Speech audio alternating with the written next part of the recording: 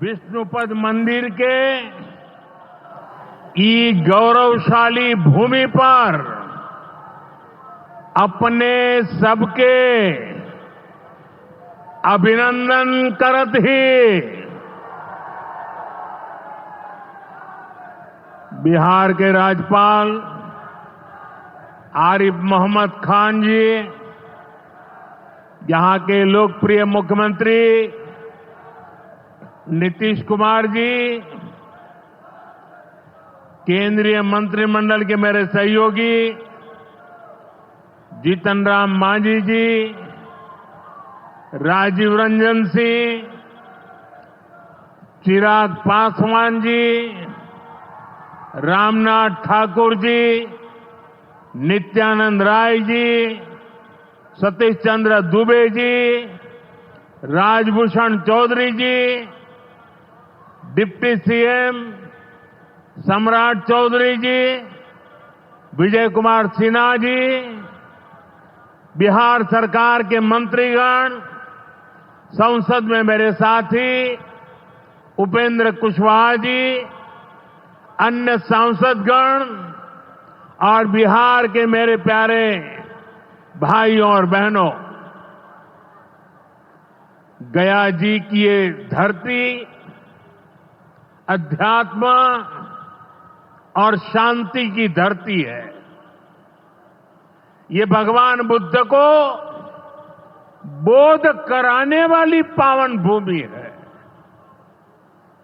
गया जी की आध्यात्मिक और सांस्कृतिक विरासत बहुत प्राचीन है, बहुत समृद्ध है। यहां के लोगों की इच्छा थी कि इस नगरी को गया नहीं, गया जी कहा जाए। मैं इस निर्णय के लिए बिहार सरकार का अभिनंदन करता हूं। मुझे खुशी है कि गया जी के तेज विकास के लिए बिहार की डबल इंजन सरकार लगातार काम कर रही है। भाइयों बहनों, आज भी गया जी की पावन भूमि से एक ही दिन में 12,000 करोड़ रुपए की परियोजनाओं का लोकार्पण या शिलान्यास हुआ है। इनमें ऊर्जा, स्वास्थ्य और शहरी विकास के जुड़े कई बड़े प्रोजेक्ट्स हैं। इनसे बिहार के उद्योगों को ताकत मिलेगी और युवाओं के लिए रोजगार के नए अवसर भी बनेंगे। मैं इन परियोजनाओं के लिए बिहार के लोगों को बधाई देता हूं। बिहार में बेहतर स्वास्थ्य सुविधाओं के लिए आज यहां हॉस्पिटल और रिसर्च सेंटर का उद्घाटन भी हुआ है। अब बिहार के लोगों को कैंसर के इलाज के लिए एक और सुविधा मिल गई है। साथियों, गरीब के जीवन से मुश्किलें दूर करना, महिलाओं के जीवन को आसान बनाना मुझे जनता जनार्दन का सेवक बनकर यही काम करने में सबसे ज्यादा खुशहाली होती है। जैसे गरीब को पक्का घर देना।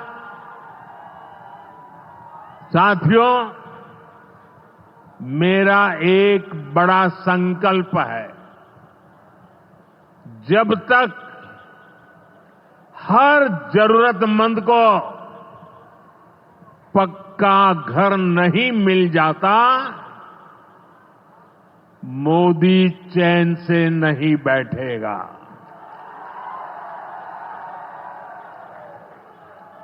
इसी सोच के साथ पिछले 11 साल में 4 करोड़ से अधिक गरीबों को पक्के घर बनाकर दे दिए गए। अकेले हमारे बिहार में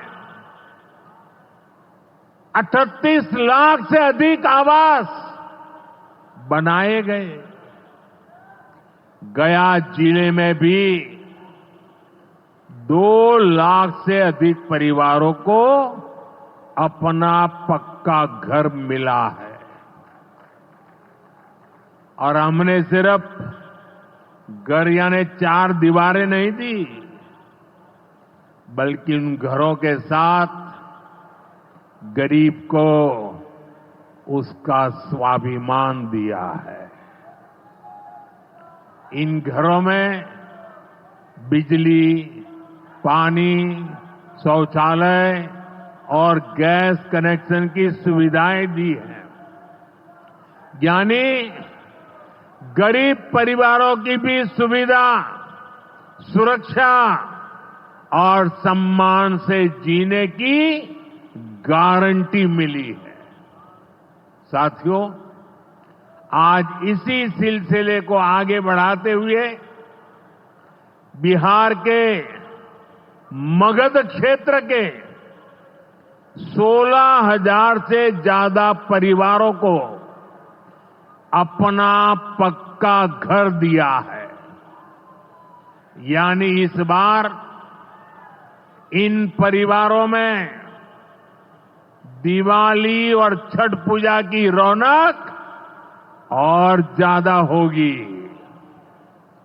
मैं अपना घर पाने वाले सभी लाभार्थी परिवारों को बहुत बहुत बधाई देता हूं। और जो लोग अब भी पीएम आवास योजना के लाभ से छूट गए हैं, मैं उन्हें विश्वास दिलाता हूं कि पीएम आवास का अभियान तब तक जारी रहेगा जब तक हर गरीब को अपना पक्का घर नहीं मिल जाता। साथियों, बिहार चंद्रगुप्त मौर्य और चाणक्य की धरती है। जब जब किसी दुश्मन ने भारत को चुनौती दी है, बिहार देश की ढाल बनकर खड़ा हुआ है। बिहार की धरती पर लिया हुआ और संकल्प, ये धरती की ताकत है। इस धरती पर लिया गया हर संकल्प कभी खाली नहीं जाता। और इसलिए तो भाइयों बहनों, जब कश्मीर के पहलगाम में आतंकी हमला हुआ था, हमारे निर्दोष नागरिकों को उनका धर्म पूछ करके मारा गया, मैंने बिहार की इसी धरती से आतंकवादियों को मिट्टी में मिलाने की बात कही थी। आज दुनिया देख रही है, बिहार की धरती से लिया गया वो संकल्प पूरा हो चुका है। आपको याद होगा, उधर से पाकिस्तान हम पर ड्रोन हमले कर रहा था, मिसाइलें दाग रहा था, और इधर भारत पाकिस्तान की मिसाइलों को हवा में तिनके की तरह बिखेर रहा था। पाकिस्तान की एक भी मिसाइल हमें नुकसान नहीं पहुंचा पाई। साथियों, ऑपरेशन सिंदूर ने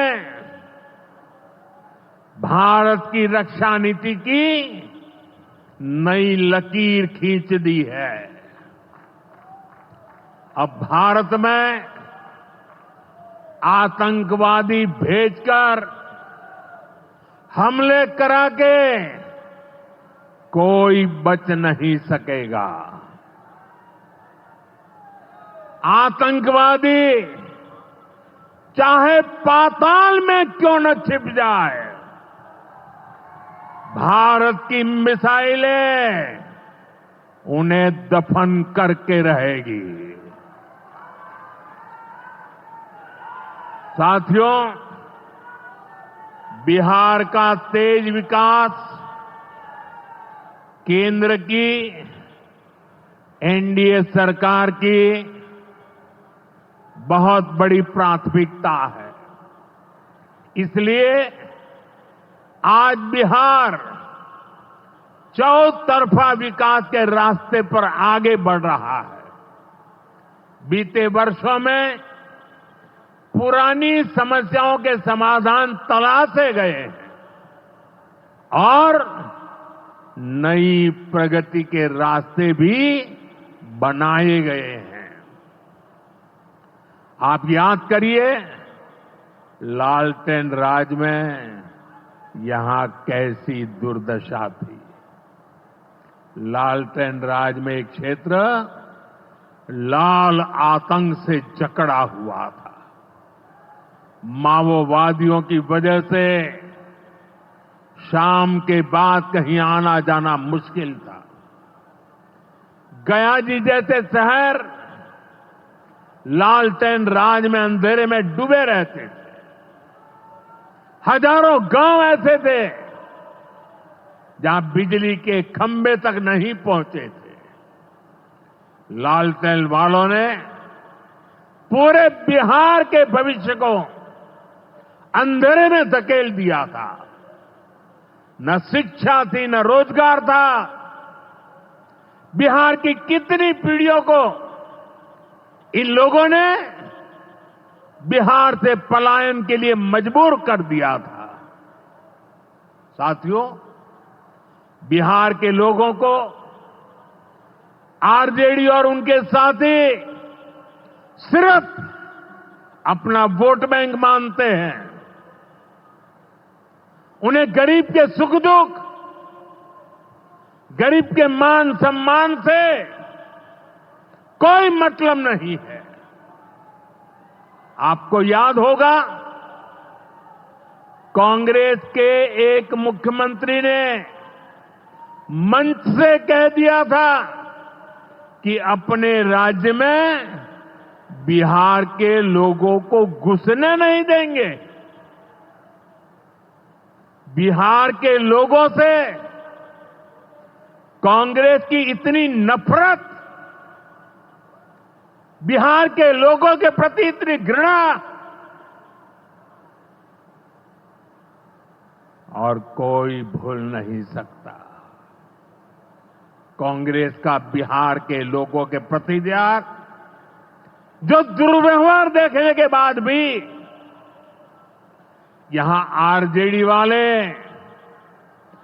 गहरी नींद में सोए पड़े थे। भाइयों बहनों, बिहार की एनडीए सरकार कांग्रेस और इंडी गठबंधन वालों के इस नफरती अभियान का जवाब दे रही है। बिहार के बेटे बेटी को यहीं पर रोजगार मिले, सम्मान की जिंदगी मिले, मां बाप की वो देखभाल कर सके, इसी सोच के साथ हम काम कर रहे हैं। अब बिहार में बड़े बड़े प्रोजेक्ट बन रहे हैं। गया जी जिले के डोभी में बिहार का सबसे बड़ा इंडस्ट्रियल एरिया तैयार हो रहा है। गया जी में एक टेक्नोलॉजी सेंटर की स्थापना भी की जा रही है। आज ही यहां बक्सर थर्मल प्लांट का, पावर प्लांट का शुभारंभ भी हुआ है। कुछ ही महीने पहले मैंने औरंगाबाद में भी Navinagar super thermal power project की आधारशिला रखी थी। भागलपुर के पीरपैंती में भी नया थर्मल पावर प्लांट बनेगा। इस पावर प्लांट से बिहार में बिजली की आपूर्ति बढ़ेगी। और आप सब जानते हैं, जब बिजली उत्पादन बढ़ता है तो क्या होता है? घरों में बिजली की सप्लाई बढ़ती है और उद्योगों को भी ज्यादा से ज्यादा बिजली मिलती है और इससे भी रोजगार के नए मौके बनते हैं। साथियों, बिहार के युवाओं को पक्की सरकारी नौकरी देने के लिए नीतीश जी ने बड़ा अभियान चलाया हुआ है। ये नीतीश जी हैं, तभी यहां शिक्षकों की भर्ती भी पूरी पारदर्शिता से हुई। साथियों, यहां के नौजवानों को ज्यादा से ज्यादा संख्या में बिहार में ही रोजगार मिले, उन्हें नौकरी के लिए पलायन न करना पड़े, इसमें केंद्र सरकार की एक नई योजना से भी बहुत बड़ी मदद मिलने वाली है। अभी पिछले सप्ताह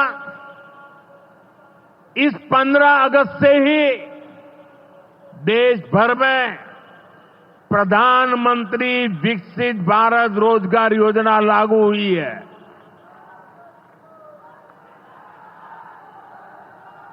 इसके तहत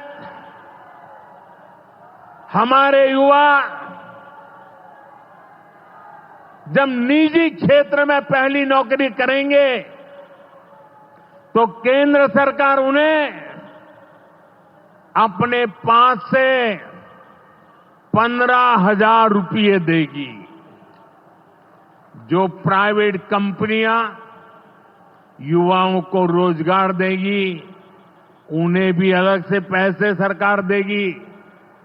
इस योजना का बहुत बड़ा लाभ बिहार के मेरे युवाओं को भी होगा।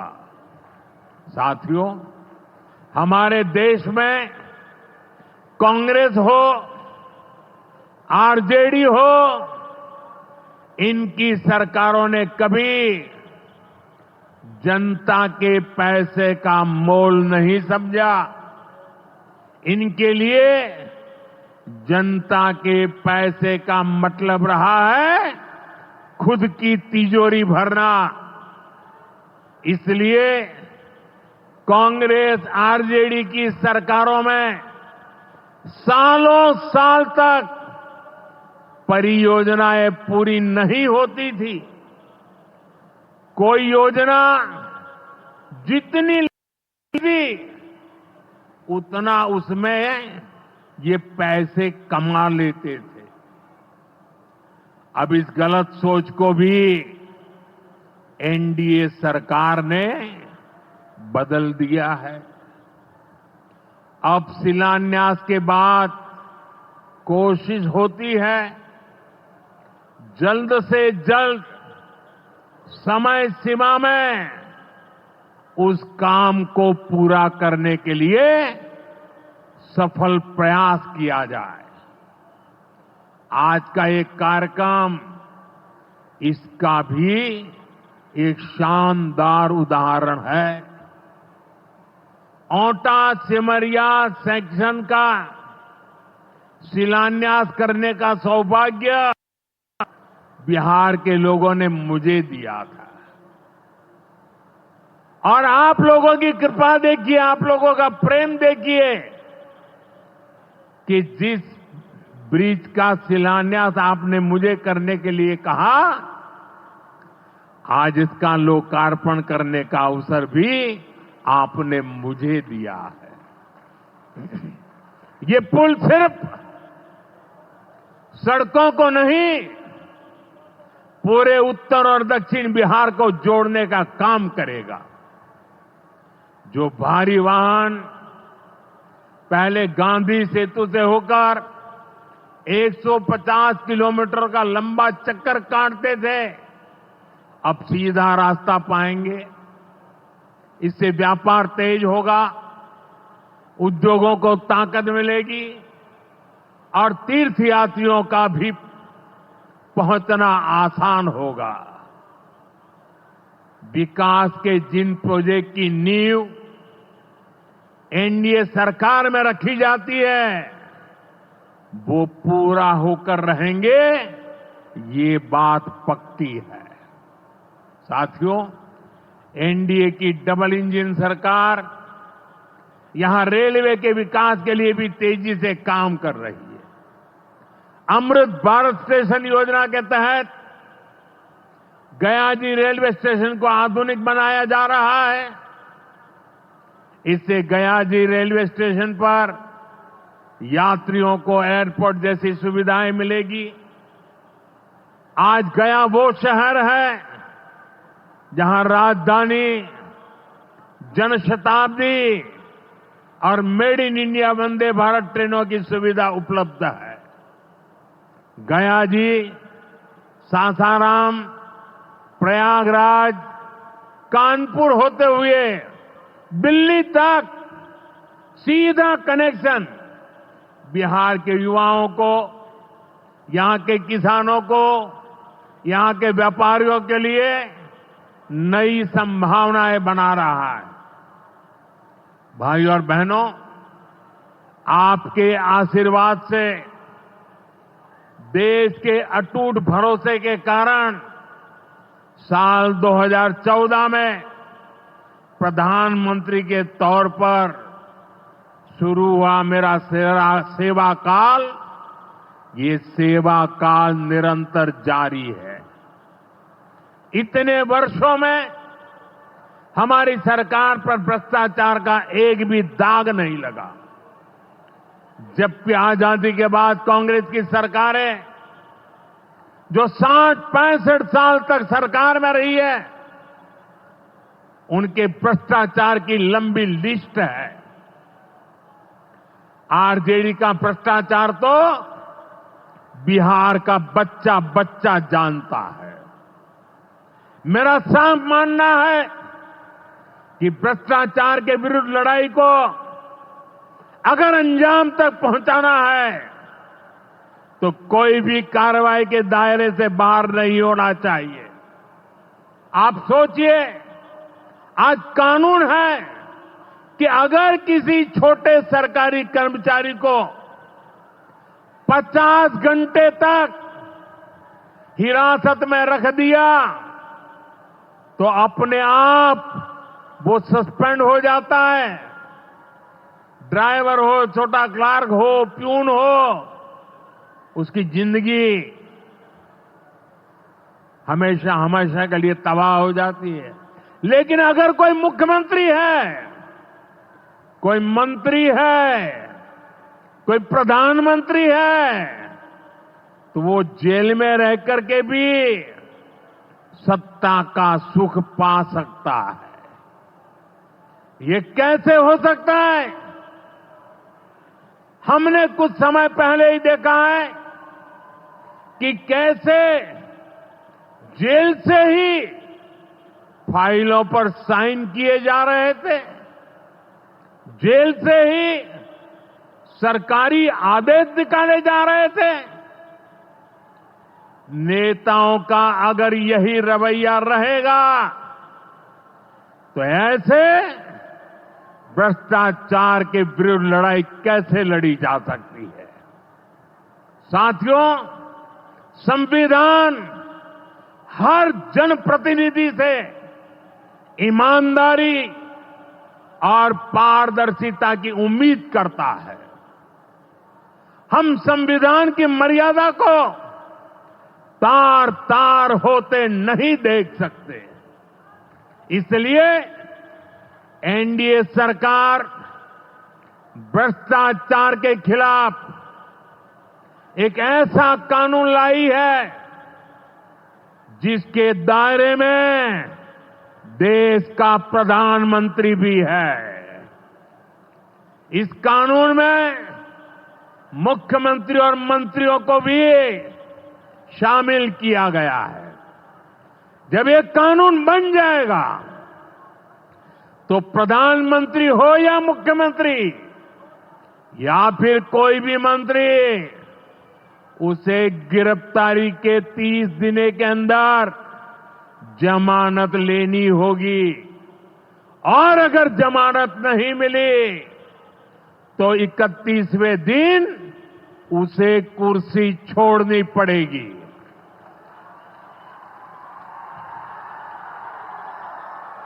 आप कहिए भाइयों, जो जेल जाए उसने कुर्सी छोड़नी चाहिए कि नहीं छोड़नी चाहिए? क्या वो कुर्सी पर बैठे रह सकता है क्या? क्या वो सरकारी फाइलों पे साइन कर सकता है क्या? क्या जेल में से कोई सरकार चला सकता है क्या?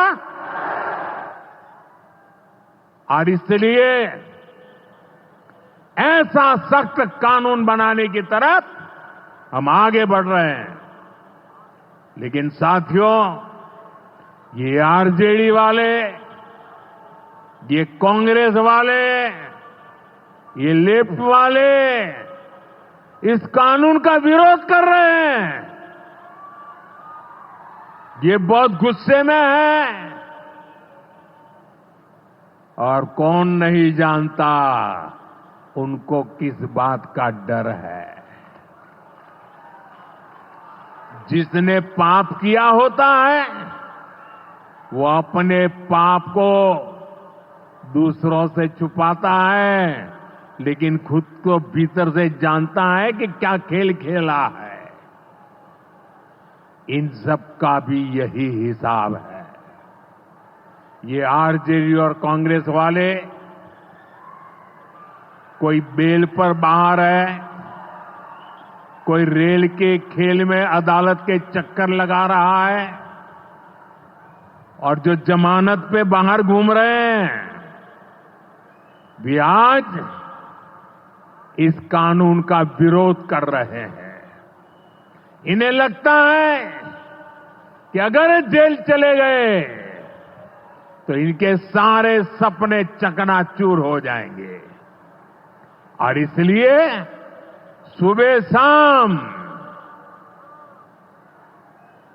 ये लोग मोदी को भांति भांति की गाली दे रहे हैं